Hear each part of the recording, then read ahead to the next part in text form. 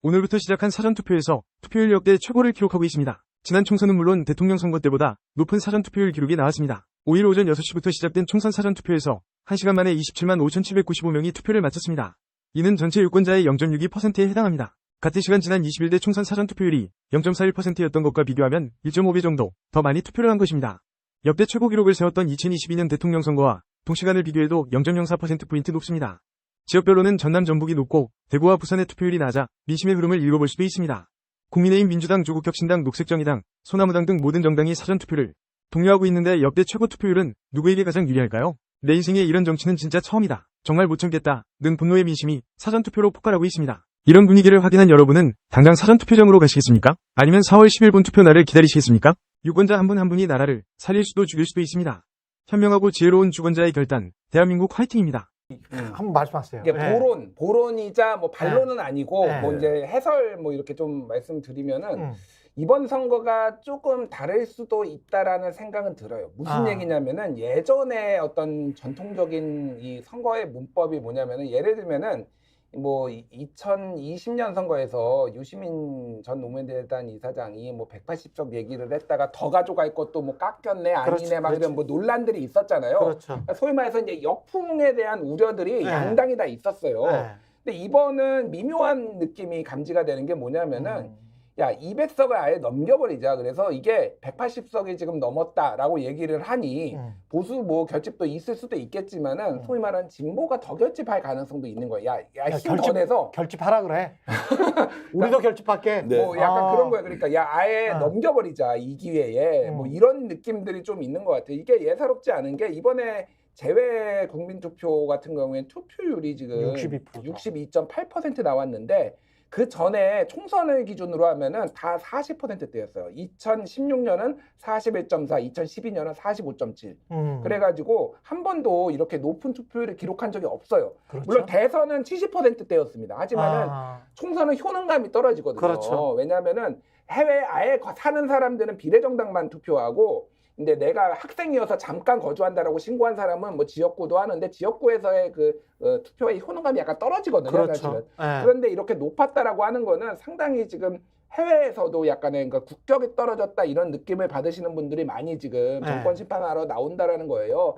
그래서 이번 제가 투표율을 예전에 한 1, 2주 전에는 한 63% 정도 봤거든요. 제가. 근데 지금 분위기 느낌은 66을 지난번 2020년 넘을 것 같아요. 지금. 66을. 그러니까 넘을 것 같고 60대 후반까지 가지 않을까. 60대 후반까지. 68%까지 저는 보고 있는데 이렇게 될 경우에는 이게 200대 100이 불가능하지 않다. 네. 평소에 저렇게 신중하면서 이제 굉장히 객관적으로 분석해 주신 김중일 우리 평론가님 존경하고요. 근데 제가 좀 더 오버하면 이번에 70% 넘는다. 우리가 이제 역대 대통령 선거에서 75% 기준으로 보통 보는데요.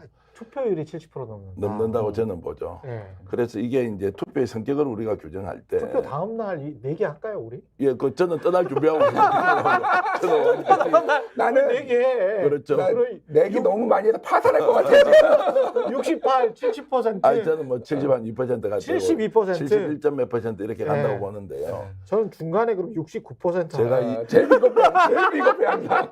제가 2012년도에 박근혜 문재인 후보 간에 대통령 선거할 때 MBN 제가 출연할 때요. 그때 이제 표로 정말로 써서 찍기를 했는데요. 제가 끝자리까지 투표를 맞췄어요. 그러고 나서 그 뒤에 뭐 맞춘 기억이 별로 없긴 한데 농담이고요. 이제 우연의 일치이긴 하지만 경향적으로 보면 70%를 넘어선다고 저는 좀 과감하게 좀 말씀을 드리고요.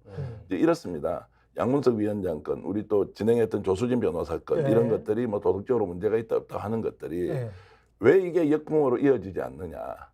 이것도 한번 생각해 보시죠. 예전 같으면 뭔가 딱 터지면 역풍이 일어서 총선 판세를 막 뒤흔들었지 않습니까? 왜 이번에는 그러면 박은정 검사 이슈나 여러 이슈들이 나왔지만 왜 이것을 바꿀 만큼의 역풍이 되지 않느냐.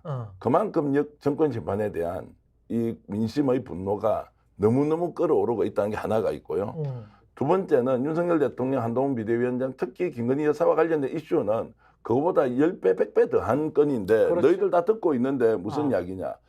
그래서 지금 현재 민심은 국민들은 선별해서 볼 줄 아는 눈이 생겼죠. 예전에는 통칭해서 너 나쁜 놈이야 이러면 그렇지 않은 쪽으로 다 쏠렸는데 지금은 선별해서 부분적으로 우선순위를 정해놓고 이게 정권 심판보다 더 큰 거야? 아니면 윤석열, 김건희, 한동훈보다 더 나쁜 짓이야? 라는 걸 가지고 선별적 투표 행위를 할 가능성이 매우 높다는 거고요. 차선이나 차악을 선택할 수 그렇죠. 있다. 그리고 네. 제가 두 분께 좀 질문 드리고 싶은 것은 질문을 맞습니다. 죄송합니다. 진행자 문제가 좀 진행하지 마세요. 아니, 왜 이렇게 질문하세요. 진행해요? 질문하세요. 저는 제 스스로 그러면 자문하겠습니다. 예, 예. 자문하는데 예. 이번 22대 총선의 쟁점이 뭡니까? 총선이면 쟁점이 있게 되거든요. 그렇죠. 예를 들어서 뭐 무상급식 문제가 되든 남북 문제가 되든 네. 민생 문제를 나는 이걸 하겠는데 나는 네. 이걸 하겠다라고 차별적이 이번에 쟁점이 뭐가 있습니까? 저는 한 가지 쟁점만 뽑으라면 이중섭이에요. 그렇죠. 이제 이중섭이에요, 이중섭. 예, 그런 이중섭입니다. 것들은 이제 이슈로서는 매우 네. 중요한데 선거 전체를 가르는 키워드가 네. 정권 심판과 국정 안정론이 네. 치열하게 맞붙으면서 네. 정권을 보호해야 한다, 정권을 심판해야 한다라는 각이라도 써야 하는데 이거 자체가 존재하지 않는다는 거예요.